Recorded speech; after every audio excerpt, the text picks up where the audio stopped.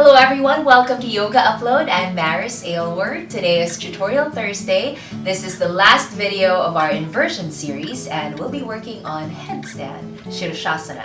Now last week I posted a video on dolphin pose. If you've never done dolphin pose before, stop this video right now and check that out. I will link that in the description box below. That's a great pose to practice first before approaching headstand. Now, if you've been doing dolphin pose, you feel strong in it, then you might be ready to approach headstand. If that's the case for you, then hop on your mat and let's begin.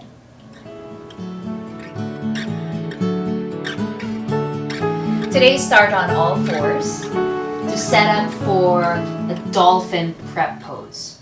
So if you know dolphin, you know we'll form the triangle base here. So bring the forearms to the mat.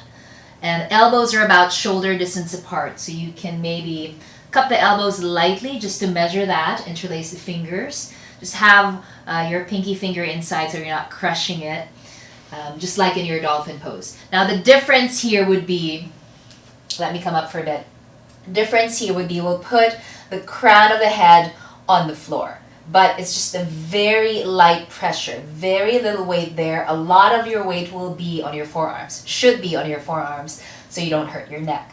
Okay, so crown of the head will be on the floor, and the palms will be pressing against the back of the head, and the back of the head will be pressing against the palm. So you feel those small actions all coming together. So we'll try that out again.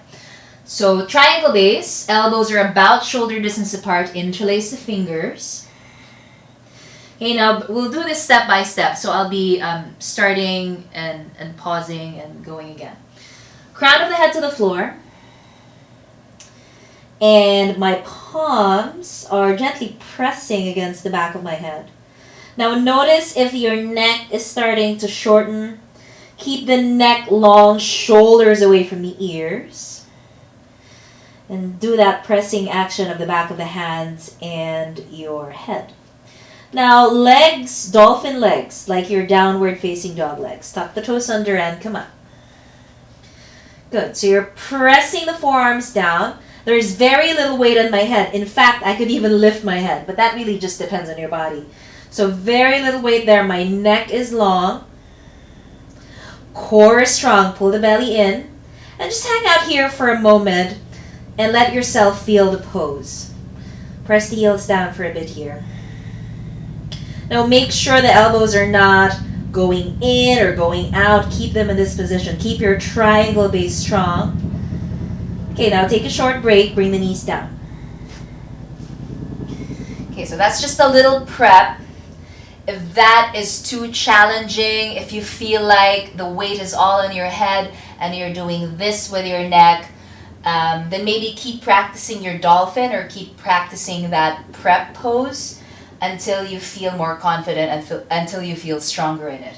And also one thing to watch out for is if this starts to happen, elbows are out or elbows are in. No, you want to keep that solid triangle base, elbows shoulder distance apart. And I know I keep repeating all of this. We need to, because headstand can be a little complicated and intimidating. So we want to go through it step by step, stage by stage, and stop at a stage that is enough challenge for you today. And then you'll just keep working, right? Okay, next step, we'll go back to what we did earlier. Now this time, we'll try to walk the feet forward towards the face.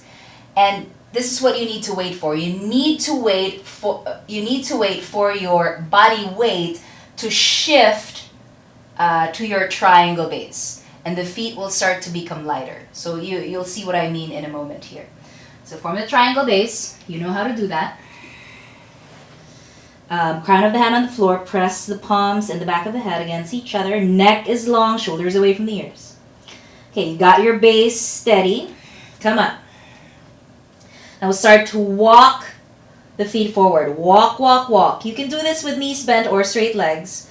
Walk, walk, walk, until you feel the weight shift to your triangle base. I'm not even trying to lift my feet there. They kind of just lift up.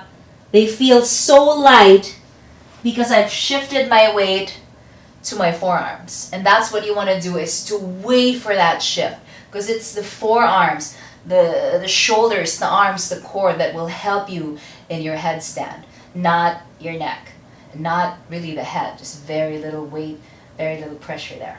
All right, try that out until you feel a shift. When you feel a shift, then you might be ready to lift the feet off the mat. And there are two ways to do that. Okay, so first is we'll try bent knees. All right, we'll try it again. Triangle base. Neck is long, come up. Okay, so I walk, right? Walk. I feel the shift. There it is. My feet just started to lift without even trying. Bend your knees and hug your knees into the chest. And the truth is, this is already a headstand. Make sure the neck is long, shoulders away from the ears, triangle base is strong. That way you're not trying to kick up. If you're on a wall trying to kick up, don't do that. All right, release. Down, come up. All right, if that worked for you, then that's a headstand, really. Your next step would be to extend the legs, straighten the legs up. And you know, it is scarier the farther away you are from the ground, obviously. So keeping the legs low might be where you want to stay and just keep practicing that. So that's one way to approach. Another way is to just approach with straight legs. So this is for people that have the flexibility in the hamstrings. You might be able to just kind of pike up. So I'll try and do that right now. All right, whew. Triangle base. Same. You know all the steps. Come up. I'm really pressing my forearms down. Very little weight on my head. Walk. I felt the shift. Core is really strong. Start to lift the legs up. It's hard to talk while you're here, but I'll try. Core is active. Thighs are active. Feet are active. Triangle base. Keep the breath going. When you're ready to release. I usually do just one leg, because I actually can't pike down with both legs just yet. Still working on that. All right, roll the shoulders up and back. Relax the head and pause.